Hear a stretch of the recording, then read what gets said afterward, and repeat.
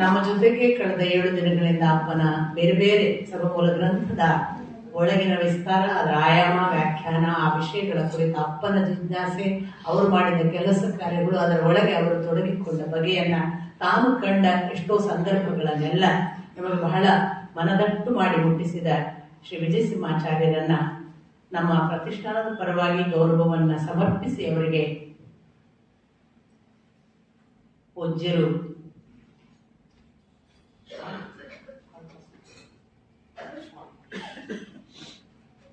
ಅವರನ್ನು ಗೌರವಿಸಬೇಕು ಅಂತ ಪ್ರಾರ್ಥಿಸ್ತೇನೆ.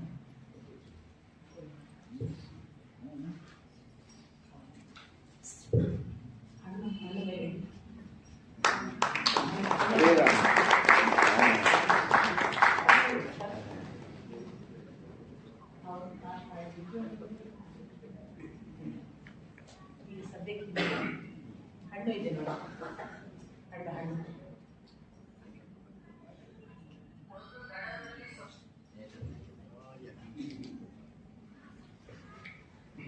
ಹಾಗೆಯೇ ನಮ್ಮ ಜೊತೆಗೆ ಒಬ್ಬ ಸಹಪಾಠಿಯ ಹಾಗೂ ಸನ್ಮಿತ್ರನ ಹಾಗೂ ಒಬ್ಬ ಸುಹೃತನ ಹಾಗೂ ಇದ್ದಂತಹ ಡಾಕ್ಟರ್ ಗುರುರಾಜ ಕರ್ಜಿಗೆ ಅವರನ್ನು ಬಹಳ ಭಕ್ತಿಯಿಂದ ನಾವು ವಂದಿಸ್ತೇವೆ. ಅವರನ್ನು ಕೂಡ ಪ್ರತಿಷ್ಠಾನದ ಪರವಾಗಿ ಮತ್ತು ಎಷ್ಟು ಜನ ಶಿಬಿರಾರ್ಥಿಗಳ ಪರವಾಗಿ ಪೂಜ್ಯರು ಗೌರವಿಸಬೇಕು ಅಂತ ಪ್ರಾರ್ಥಿಸ್ತೇನೆ.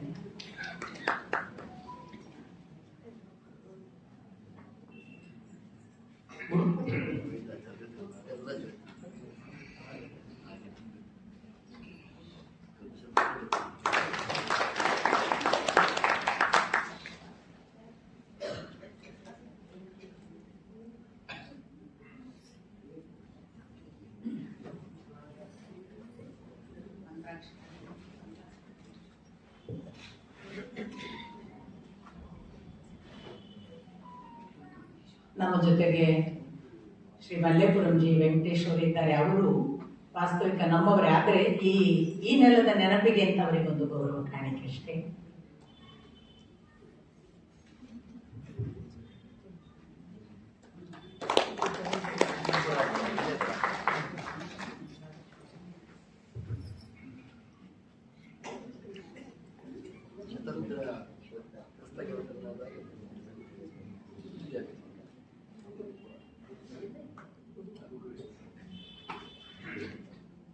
ಹಾಗೆಯೇ ಸಂಜೆಯ ಸಂಗೀತ ಕಾರ್ಯಕ್ರಮವನ್ನು ನಡೆಸಿಕೊಡಲಿಕ್ಕಿರುವ ಶ್ರೀ ವಿದ್ಯಾಭೂಷಣರನ್ನು ಕೂಡ ಅಲ್ಲಿ ಪೂಜ್ಯರಿಂದ ಒಂದು ಮಂಡಾಕ್ಷತೆ ತೆಗೆದುಕೊಳ್ಳುವ ನಮ್ಮ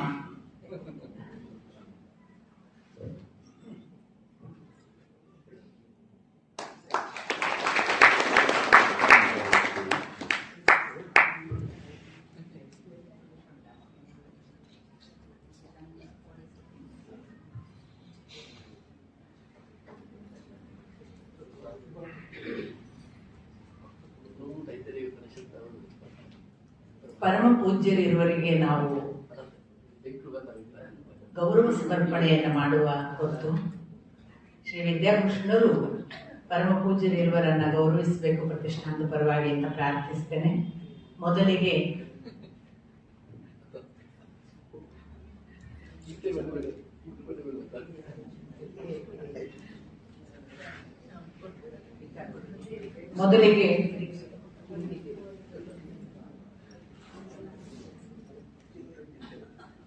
ಶ್ರೀ ವಿದ್ಯಾಭೂಷಣರು ಬನ್ನಜ ಗೋವಿಂದಾಚಾರ್ಯ ಪ್ರತಿಷ್ಠಾನದ ಪರವಾಗಿ ಪರಮ ಪೂಜ್ಯರನ್ನ ಸಾಂಕೇತಿಕ ಕಾಣಿಕೆ ಮತ್ತು ಗೌರವವನ್ನು ಸಲ್ಲಿಸಬೇಕು ಅಂತ ಪ್ರಾರ್ಥಿಸ್ತೇನೆ.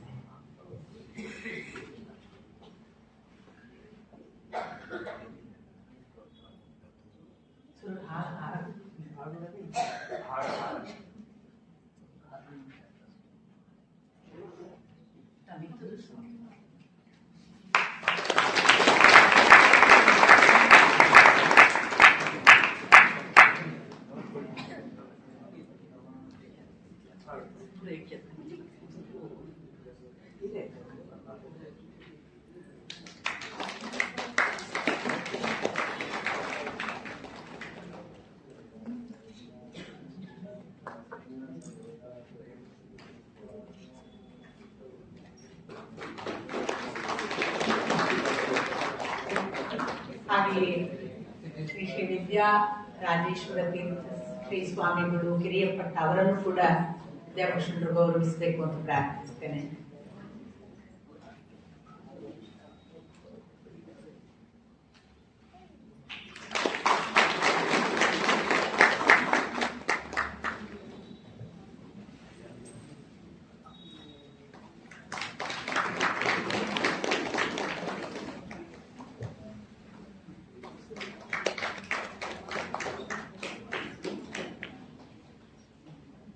ಉಳಿದವರಿಗೆಲ್ಲ ಮಂತ್ರಾಕ್ಷತೆಗೆ ಮೊದಲು ಪರಮ ಪೂಜ್ಯರಲ್ಲಿ ಒಂದು ವಿನಂತಿ. ನಮ್ಮನ್ನು 7 ದಿನಗಳ ಕಾಲ ಒಬ್ಬ ತಾಯಿ ಮುಖ ಸಿಂಡರಿಸದೆ ಅಡಿಗೆ ಮಾಡ್ತಾಳೆ, ಮುಖ ಸಿಂಡರಿಸದೆ ಬಡಿಸ್ತಾಳೆ. ನಾನು ಉಪವಾಸ ಇದ್ದೇನೋ ಇಲ್ಲೋ ಹೇಳಲ್ಲ, ನಮಗೆ ಎಲ್ಲರೂ ಉಂಡ ಮೇಲೆ ಉಂಟೋ ಉಳಿತೋ ಇಲ್ಲೋ ಹೇಳಲ್ಲ. ಆದ್ರೆ ತಾನು ನಿತ್ಯ ನಿರಂತರವಾಗಿ ಅಡುಗೆ ಮನೆಯಲ್ಲಿ ನಗನತ್ತ ಅಡುಗೆ ಮಾಡಿ ಊಟ ಬಡಿಸ್ತಾಳೆ. ಹಾಗೆ ಹಾಗೆ ಸಲಹಿದವರು 5 ಜನ ನಮ್ಮ ಈ ಪಾಕಶಾಸ್ತ್ರಜ್ಞರು. ಅವರು ನಮ್ಮ ಸುಬ್ಬಣ್ಣ, ಶಿವಣ್ಣ, ಹರಿಯಣ್ಣ ಎಲ್ಲ ದಯವಿಟ್ಟು ಬನ್ನಿ, ಈ ಕಡೆಯಿಂದ ಬನ್ನಿ. ಸುಬ್ರಹ್ಮಣ್ಯ ಅಂತ ಅವರು ವರ್ಷ ತನ್ನ ಅಷ್ಟು ಜನ ಪಾಕಕ್ಕೆ ಸಹಾಯ ಮಾಡುವವರನ್ನು ಕರ್ಕೊಂಡು ಬದರಿ ಸೇವೆ ಮಾಡ್ತಾರಂತೆ ಪ್ರತಿ ವರ್ಷ. ಅವ್ರು ಹೇಳ್ತಿದ್ರು, ಅದರ ಪರಿಣಾಮವಾಗಿ ನನಗೆ ಪುಣ್ಯವಾಗಿ ಭಾಗವತದ ಈ ಅಡುಗೆ ಸಿಕ್ಕಿದೆ ಅಂತ ಬಂದಿದ್ದೇನೆ ಅಂತ. ಎಲ್ಲ ಮೈಸೂರು, ಬಂಟ್ವಾಳ, ಪುತ್ತೂರು ಈ ಭಾಗದವರು. ನಾವು ಏನು ಹೊಂದಿದ್ದೇವೆ, ಎಷ್ಟು ಸಂತೋಷ ಪಟ್ಟಿದ್ದೇವೆ ಅದು ನಿಮಗೆ ಗೊತ್ತು. ನಾವು ಅವರನ್ನ ಮೊದಲು ಗೌರವಿಸೋಣ ಅಂತ ಪ್ರಾರ್ಥಿಸ್ಕೊಳ್ತೇನೆ.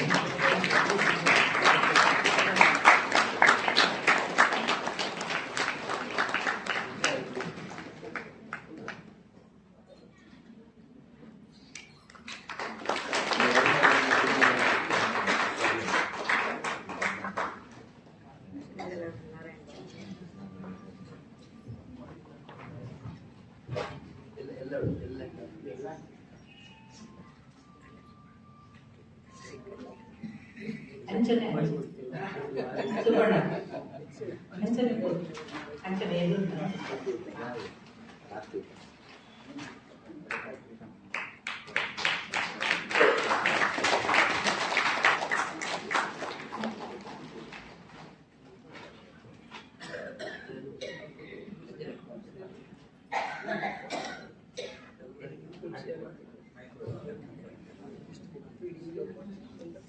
ಅಂಚನೆ ಎದುರ್ಕೊಳ್ತೀವಿ.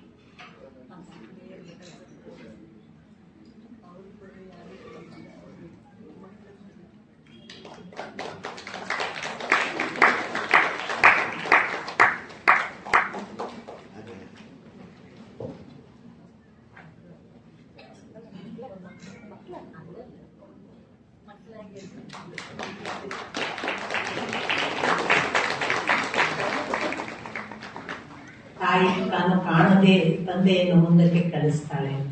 ಮೋದಿಯವರು ಕಾಣ್ತಾ ಇದ್ರೆ ತಾಯಿ ಮರೆಯಲಿದ್ದು ತನ್ನ ಪಾಡಿಗೆ ಸಂತೋಷ ಪಡ್ತಾಳೆ. ಹಾಗೆ ನಮ್ಮ ಅಮ್ಮ ಅಹಲ್ಯನನ್ನು ಕೂಡ ನಾನು ಈ ಹೊತ್ತಿಗೆ ತುಂಬಾ ಭಕ್ತಿಯಿಂದ ನೆನೀತೇನೆ.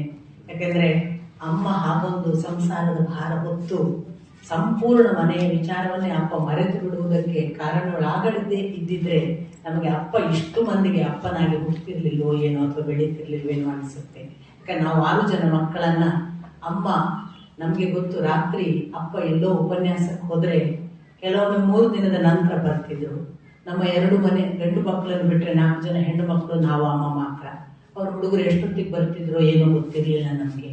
ನಾವು 4 ಜನ ಹೆಣ್ಮಕ್ಳನ್ನ ಅಮ್ಮ ಹೇಗೆ ನೋಡ್ಕೊಂಡಿದ್ರು ಅಂದ್ರೆ, ಹೆಂಚು ಶಬ್ದ ಆದ್ರೆ ಅವಳಿಗೆ ಭಯ, ಯಾರೋ ಒಳಗ್ ಬಂದ್ರೆ 4 ಹೆಣ್ಮಕ್ಳು ಇದ್ದಾರೆ.